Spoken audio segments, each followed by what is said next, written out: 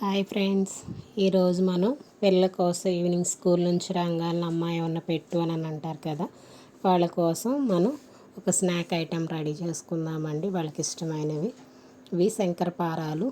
ఇవి మనం మైదాతో చేసుకున్నాను, గోధుమ పిండితో కూడా చేసుకోవచ్చు. అయితే నేను మైదాతో చేస్తానండి. ఈ కప్పుతో 2 కప్పుల మైదా తీసుకున్నానండి. చిటికెడు సాల్ట్ వేసి కలిపి పక్కన పెట్టుకోవాలి. అదే బాక్స్తో మనం ఒక 3/4 వంతు బెల్లం తీసుకొని 2 యాలకులు వేసి మెత్తగా మిక్సీ పట్టుకొని పక్కన పెట్టుకోవాలి. బాండీలో మనకు 3 టేబుల్ స్పూన్ నెయ్యి వేసి, నెయ్యి వేడైన తర్వాత ఈ పిండిలో వేసేసి పిండిలో కలిసేటట్టుగా మనం మెత్తగా చక్కగా సాఫ్ట్గా బరగ్గా, అంటే బాగా పిసినట్టుగా కాకోకుండా స్మూత్గా కలుపుకోవాలి. ఇలా ముద్ద అయ్యేటట్టుగా ఇలా కలుపుకున్న దాంట్లో మనం బెల్లం కూడా వేసి మొత్తం కూడా పిండికి పట్టేటట్టుగా, స్వీట్ అంతా కూడా పిండికి పట్టాలండి. మొత్తం కలిసేటట్టుగా స్మూత్గా మృదువుగా కలుపుకోవాలి. ఇలా కలుపుకున్న దాంట్లో మనం చల్లార్చి పెట్టిన పాలు, వాటర్ అయినా పోసి కలుపుకోవచ్చు అండి. అయితే నేను వాటర్ బదులు పాలు తీసుకున్నాను. పాలతో అయితే స్మూత్గా సాఫ్ట్గా వస్తాయి అని చెప్పేసి చల్లార్చిన పాలు పోసి పిండిని ఇప్పుడు మనం చపాతీ పిండి లాగా కలుపుకుంటాము. అట్లాగా మనం కలిపి చక్కగా ఇట్లా ముద్ద అయ్యేటట్టుగా చేసి మనం పక్కన పెట్టుకోవాలి. ఇది మొత్తం చక్కగా కలుపుకోవాలండి. చూడండి ఇది ఎలా సాఫ్ట్గా ఉందో. ఇట్లా వచ్చేటట్టుగా మనం కలిపి పక్కన పెట్టుకోవాలి. దీని మీద మూత పెట్టి ఒక అరగంట సేపు వదిలేసేయాలి. దీనికి కొంచెం రెస్ట్ ఇస్తే పిండి చక్కగా లోపల ఉబ్బినట్టుగా వస్తుంది, మనకి పొరల్లాగా వస్తాయి అన్నమాట. ఒక అరగంట తర్వాత మళ్ళీ తీసి చూపిస్తానండి. ఇది మనం ఇలా కలుపుకోవాలి. మనం తీసిన తర్వాత కూడా ఇట్లాగా మడతలుగా వచ్చేటట్టుగా మనం చక్కగా కలుపుకోవాలి. పిండి బాగా కలిసేటట్టుగా కొంచెం సేపు దీన్ని బాగా కలుపుకోవాలండి. ఇలా కలుపుకోకుండా మాత్రం చేయకూడదు, చేస్తే బాగా పొంగవు అన్నమాట. ఎంత కలుపుకుంటే మనం అంత చక్కగా మనకి ఈ పారాలు చక్కగా పొంగుతాయండి.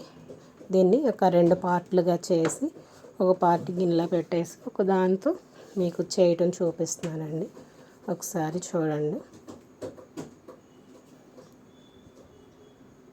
ఇది చపాతీలాగా మనం చక్కగా చేసుకోవాలండి, చపాతీ కర్రతో.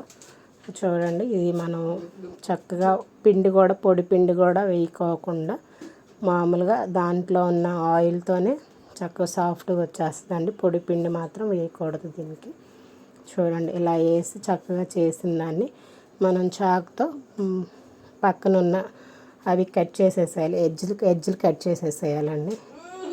ఎడ్జులు తీసేసి ఇట్లా 4 పలకలుగా వచ్చిన దాన్ని మనం ఇట్లా ఈ సైజులో నేనైతే చిన్నవి తీసుకుంటున్నాను. ఇంకా వేరే మోడల్ కావాలన్నా కూడా మన ఇష్టం, కట్ చేసుకోవచ్చు. నేనైతే ఇలా చిన్న ముక్కల్లాగా తీసుకుంటున్నానండి. ఇలా కట్ చేసుకొని ఇవన్నీ కూడా మనం చిన్న ముక్కలుగా చేసుకొని ఒక పక్కన ప్లేట్లో పెట్టుకోవాలి. ఇవి ఏ సైజులో కూడా మీకు ఒకసారి చూపిస్తాను, చూడండి. ఇలా ఈ సైజు అండి. ఇంత మందం వస్తే చాలు, ఇంకెక్కువ మందం వచ్చినా మనకి పొంగవు, అంత ఇదిగా బాగుండవు అన్నమాట. మొత్తం ఇలాగే చేసి మనం పక్కన పెట్టేసుకోవాలి. ఇంకో ముద్ద కూడా తీసి మనం చక్కగా చపాతీలా చేసి అవి కూడా కట్ చేసి మొత్తం ప్లేట్లోకి తీసుకోవాలి.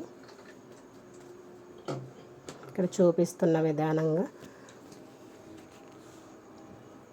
మనం పక్కన ఆయిల్ పెట్టుకుందామండి డీప్ ఫ్రైకి. ఈ మొత్తం కూడా ఆయిల్లో మనం డీప్ ఫ్రై చేసుకోవాలి.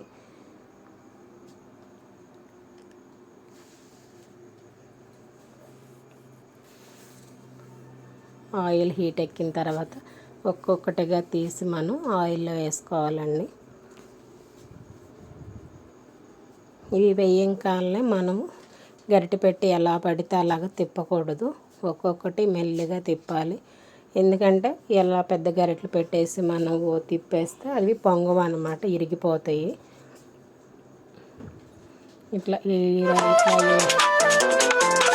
ఇలా మనకి కాలితే సరిపోతాయండి. ఇలా వేగినవి మనం ఒకసారి ప్లేట్లో వేసుకుని ప్లేట్లో తీసుకొని పక్కన పెట్టుకుందామండి. మొత్తం ఉన్నవి కూడా మొత్తం కాల్చేసి ఇంకంతే అండి, పిల్లలు ఈవినింగ్ వచ్చాక తినడానికి